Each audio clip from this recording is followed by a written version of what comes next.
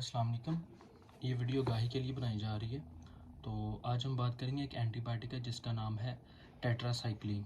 इसमें आ जाता है डॉक्सीसाइक्लिन, मनकोसाइक्लिन एंड डिमेक्लोसाइक्लिन।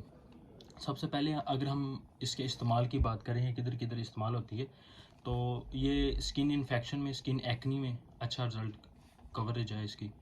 और इसके बाद ये प्रोस्टेट का इन्फेक्शन हो जाता है जो मर्दों में, उसमें।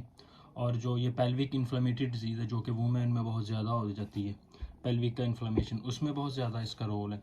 और ये एसोरियस को कवरेज कर जाती है, उसकी रेजिस्टेंस हुई हो तो उसको अच्छा कवरेज कर जाती है। तो ये इसके इस्तेमाल है। अब हम बात करते हैं कि किन लोगों को ये नहीं खानी चाहिए, और अगर खानी चाहिए तो किस तरह खानी चाहिए। जितने लोग हैं, चाहे वो मेल हैं या फीमेल है, 17 साल से कम हैं, तो उनको ये टेट्रासाइक्लिन एंटीबायोटिक नहीं लेनी चाहिए। ये पाकिस्तान में बहुत कॉमन यूज़ है, लोग मेडिकल स्टोर से ले रहे हैं और इस्तेमाल कर रहे हैं। तो इसके नुकसानात बहुत हैं, क्योंकि 17 साल से जो कम एज वाले लेंगे या 17 साल तक लेंगे तो उनकी बोन्स जो होती हैं वो अंडर मैचुरेशन फेज में होती हैं। तो उनकी बोन्स के अंदर ये टेट्रासाइक्लिन एंटीबायोटिक डेपोजिट हो जाती है। जब डेपोजिशन हो जाती है तो फिर इन फ्यूचर उनकी बोन्स की प्रॉब्लम हो सकती है, ठीक है, बोन्स की डिजीज़ हो सकती है।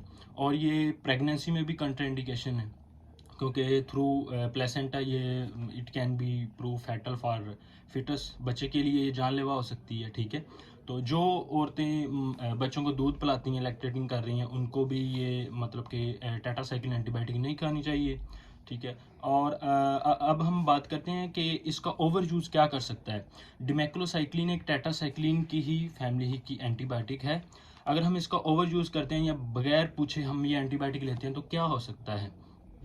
तो इससे हमें क्या करता है, डिमेक्लोसाइक्लिन अगर ओवर यूज़ ले लें या डॉक्टर की मशवरे के बगैर खा लें, तो इससे हमें हो सकती है नेफ्रोजेनिक डायबिटीज इंस्पाइडस हो सकती है। तो ये क्या करेगा, ये डिमेक्लोसाइक्लिन हमारी बॉडी में जाएगी और एंटीडायरेक्टिक हार्मोन के रिसेप्टर को क्या कर देगी, ब्लॉक कर देगी। जब एडीएच ब्लॉक हो जाएगा तो आपको यूरिन की आउटपुट ज़्यादा हो जाएगी। तो पेशेंट की कंप्लेन होगी, जी मुझे बार बार यूरिन आ रहा है, तो बार बार यूरिन आ जाएगा। डिमेक्लोसाइक्लिन का ये साइड इफेक्ट है। बेसिकली डिमेक्लोसाइक्लिन तो हम कैंसर में यूज़ करते हैं, जिनको एडीएच का कैंसर हो तो वो मतलब कि उनके रिसेप्टर को जाके ब्लॉक कर देती है। वो लोग जिनको कैंसर नहीं है वो फिर भी यूज़ कर रहे हैं तो उनको ये नेफ्रोनिक डायबिटीज इंस्पाइटिस हो सकती है। अब वो लोग जिनको इस्तेमाल करनी चाहिए और किस तरह करनी चाहिए। कुछ लोग हैं जी टेट्रासाइक्लिन एंटीबायोटिक लेते हैं, लाइका डॉक्सीसाइक्लिन लेते हैं, वो दूध के साथ ले रहे होते हैं, ठीक है। दूध में होता है कैल्शियम, ठीक है। कैल्शियम एक जो है डाइवेलिन केटाइन है, ठीक है।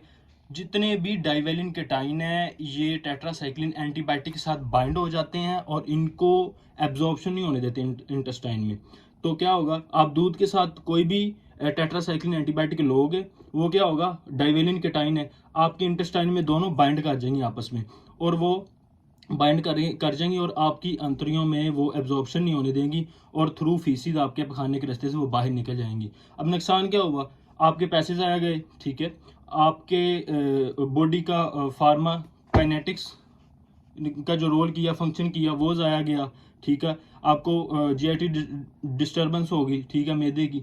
और कुछ लोग उनको खून की कमी होती है और डॉक्टर उनको लिख के देता है जी मतलब आयरन की गोलियाँ लिख देता है जिसमें फेरस आयरन होता है, वो भी डाइवेलिक केटाइन है।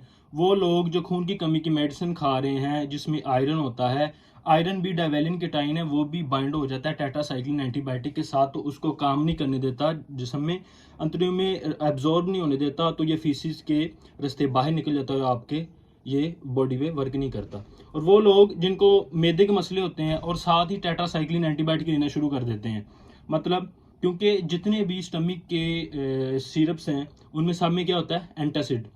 एंटासिड क्या होता है, इसमें जितने भी एंटासिड सिरप्स हैं इसमें मैग्नीशियम होता है। मैग्नीशियम भी डाइवेलिन केटाइन है। तो डाइवेलिन केटाइन क्या करेगा, आपकी जो टेट्रासाइक्लिन एंटीबायोटिक इसके साथ क्या हो जाएगा, बाइंड हो जाएगा। जब बाइंड हो जाएगा तो ये इंटेस्टाइन में एब्जॉर्ब नहीं होगा। जब एब्जॉर्ब नहीं होगा तो आपकी बॉडी को आप जिस मकसद के लिए खा रहे हैं वो मकसद ही नहीं आपका पूरा होगा, पैसे ज़ाया गए बॉडी की, फार्मा काइनेटिक्स, फार्मा डायनेमिक, वो बॉडी की ज़ाया होगी, कोई फ़ायदा नहीं हुआ, फीसी से बाहर एक्सक्रीट आउट हो गए। तो लिहाजा वीडियो बनाने का मकसद है कि कोई भी एंटीबायोटिक लेने से पहले अपने डॉक्टर से रजू करें और ये रजिस्ट भी कर सकती हैं अगर ओवर यूज़ करें और बगैर डॉक्टर की रजू के खाएं। तो लिहाजा पहले डॉक्टर से रजू करें, उससे यूज़ पूछें और किस तरह खानी है और कैसे खानी है ये सब पूछ के फिर लें, ठीक है। तो टेट्रासाइक्लिन ना दूध के साथ खानी है, ना एंटासिड सिरप्स और ना आयरन की गोलियों के साथ। अल्लाह हाफिज़, जज़ाकल्लाह।